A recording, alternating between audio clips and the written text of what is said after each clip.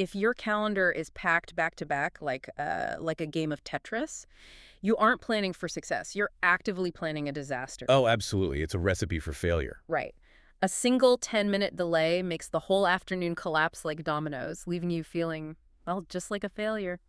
Our mission today, we're unpacking the buffer block strategy to help you survive when your daily schedule inevitably falls apart. Yeah, and the core issue we see across these time management studies, um, it isn't actually a lack of discipline. Really? Because it always feels like a discipline problem. I know, but it's a structural flaw in how we view our time.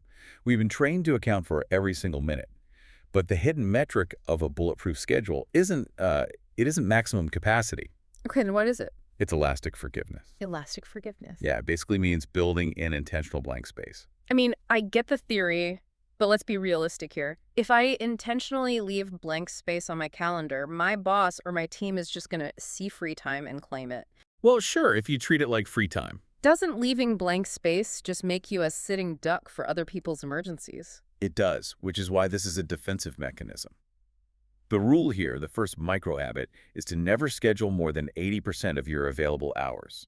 Okay, so that 20% buffer is just non-negotiable. Completely non-negotiable. Yeah. We suffer from the planning fallacy, right? Psychologically, we assume a task will take exactly as long as our best-case scenario. Right, we completely forget to account for reality, like bathroom breaks, slow Wi-Fi. Transition time between meetings, exactly. Yeah, the notes use this great metaphor of driving on a highway without shock absorbers. If your schedule is 100% packed, every tiny bump just breaks the vehicle. That's a perfect way to look at it. There's a case study in here about a project manager whose main vendor went bankrupt at like 11 a.m. Oh, wow. Talk about a bad morning. Seriously.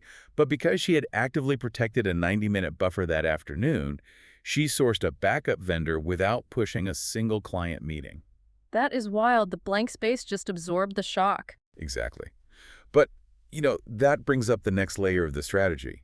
A vendor going bankrupt isn't just a tiny bump in the road. No, it's a massive pothole. Right. So the question becomes, what do you do when an emergency requires way more time than your 20% buffer can actually handle? Well, you can't just ignore it. I mean, if the house is actively on fire, you don't tell your team, sorry, I'm doing deep work right now. True, but you also don't drop everything the second an email comes in. The mechanism to handle sudden crises without completely derailing your day is a dedicated triage block. A triage block, like a specific time window. Exactly. Usually a 30-minute window around 4 p.m. Yeah. You funnel all the random urgent fires into that one block. Oh, I see. Think about an ER doctor.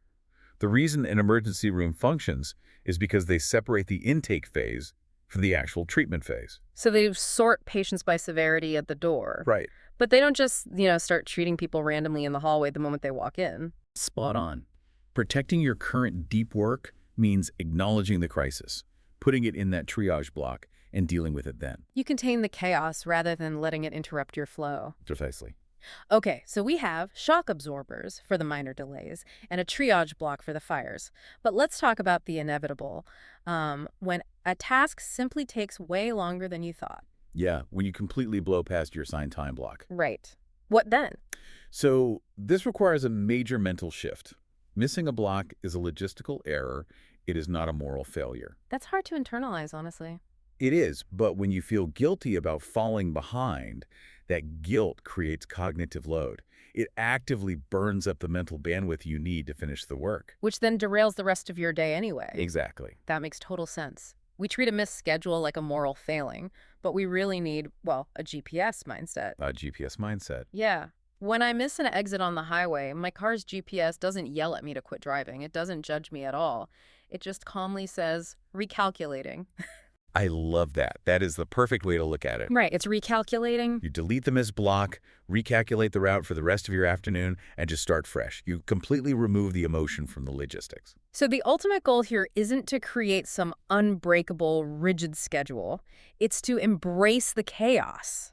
Embrace it, yes. True control doesn't come from rigidity. It requires the margin to handle the unpredictable. Absolutely. And for those listening, if you want to see exactly how this looks in practice, make sure to check the show notes for a link to an actual 80% calendar example. Definitely check that out. And, if we take a step back to that collapsing game of Tetris we started with, Oh, yeah. if a bulletproof workday requires elastic forgiveness to function, it's really worth asking a bigger question. Which is, What other areas of your life or your relationships are quietly breaking right now simply because you're demanding maximum capacity? wow, instead of leaving intentional blank space. Exactly.